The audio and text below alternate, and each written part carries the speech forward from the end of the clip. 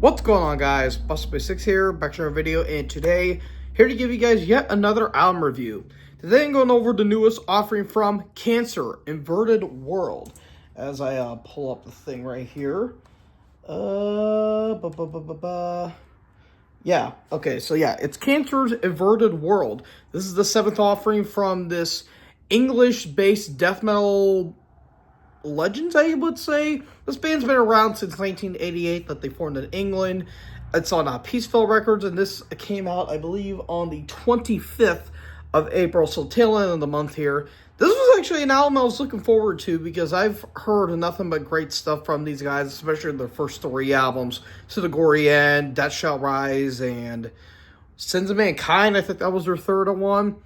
But I did hear after that, it's been pretty spotty as of lately. But I was actually really looking forward to this album because I've heard that their old stuff's really damn good, and it's some death metal classics I really need to check out. There's a lot of old school death metal that I really do need to check out. I'm gonna get there one day. Just bear with me on that. But yeah, very, very curious to see, and I obviously know Cancer because, of course, James Murphy was in the band for a little bit. I believe he was on Death Shall Rise, and I believe To the Gory End, before he eventually went to bands like Death, and especially Obituary, and eventually he formed his own band and Disincarnate, before eventually he had brain issues going on, which I believe he's still with us to this very day, and hopefully James is doing well. But yeah, I was very, very curious to see how this album was going to be. And, well, we kick off with the opening track, Enter the Gates. And right from the opening, I immediately get a lot of Bolt Thrower on here. And get used to me saying Bolt Thrower, because a Bolt Thrower is basically all across the board on this album as a whole. You get some nice, double time grooves, especially a lot of,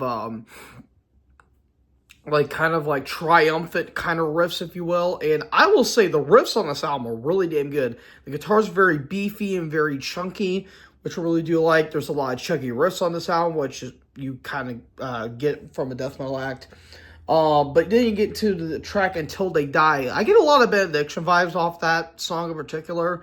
Of course, English death metal legends, or veterans, I guess you could say, in their own right, which I just actually went over the latest album, which, if you want to hear my thoughts, go check that album out. But, yeah, a lot of Benediction on that song right there. The title track, again, more Benediction. There's more of a halftime groove to it. A little bit of a Carcass vibe thrown in there, mainly from Necroticism, which I think is really nice. Lots of nice melodies throughout that entire song in particular, which I think is really cool. Then we get to a pretty divisive track, at least in my personal opinion, 39 Bodies, which I don't know why 39. Apparently the song was based off of some kind of cult and 39 people shot themselves or something like that. I'm not 100% sure. I didn't really look up the information on that track in particular, but you get some nice groovy kind of death melodies that I think is pretty nice, mainly from Spiritual Healing, which I thought was really, really, really cool. But after the solo, you get this weird transition that goes into full-on Gojira mode, which would work if the transition landed. And I'm going to get that into a negative when towards the end of this review. And there's more of like a thrashy, upbeat tempo. And there are some thrashy moments here and there, which I think is actually pretty nice. Which ironically goes into the next track, Test Site. It's very thrashy, probably the more thrashy song on this entire album. I really, really, really dig that song in particular. It's got some nice grooves to it. I guess kind of reminiscent a little bit of Carcass in some ways, which I think is pretty nice. Then we get to Amputate, which I believe was the only single off this album. A lot of elements of Grave I get on that song in particular. Like, there's a little bit of a Swedish death metal vibe on that song, and it's a little bit throughout this entire album, too. Like, there are some elements and times where I do get reminded of Dismember, especially in the lead melodies that I think are pretty nice. Very gloomy melodies throughout. The lyrics video was weird. I'm not 100% sure what's going on, because it's, I guess, like some cultures in Congo and South Africa, I want to say. So it's kind of odd, I guess you could say, but it is what it is. Then we get to When Killing Is a Murder. This is probably my favorite track on the entire album. Nice doomy breakdown intro that I think is really nice.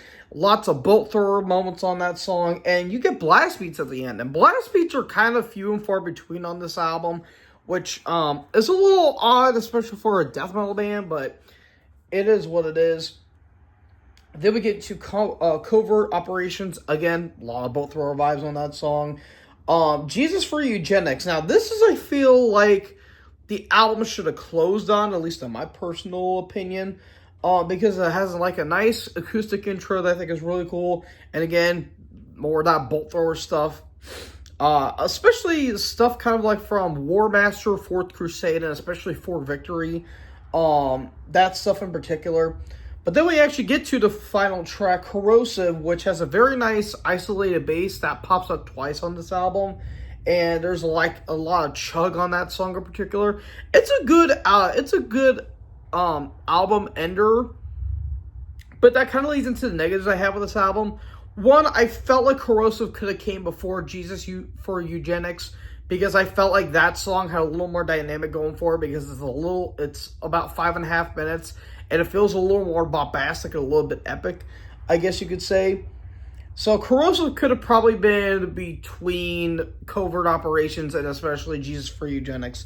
The other track, 39 Bodies, it was good up until that transition. Now went to a little bit more Gojira and a little more thrashy, up-tempo.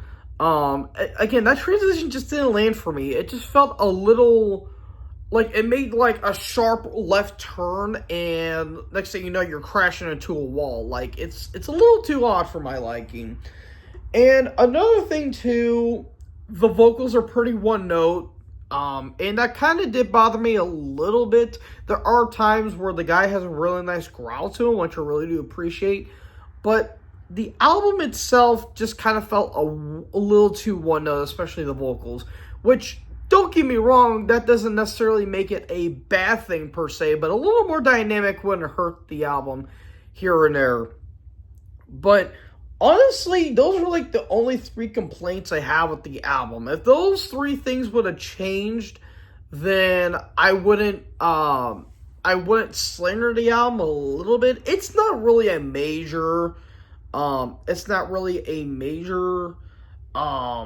negative. It's just kind of minor complaints I have with the album, but overall, this is a pretty solid album. I'm going to give this 3 3/4. I was nearly going to give it 4, but maybe when I listen to it again, it might grow me a little bit more. But those complaints aside, this is actually a really damn good album. I actually really digged it. I really dig this album. I just wish that they could have changed a little bit of things there, maybe have a little more dynamics with some of the songs, and could have had just a tad bit of energy when it came to the vocals. But as it stands, 3 3/4 for me. Solid album overall. So, folks, that is my review of the new Cancer album. Let me know in the comment section below what you guys thought about this album. Make sure you guys leave a like, leave a comment, tap that big red subscribe button, and tap the bell so when I upload, you guys will be notified. Thank you guys so much for watching this video. Most importantly, join the herd. Talk to you guys next video. Peace out.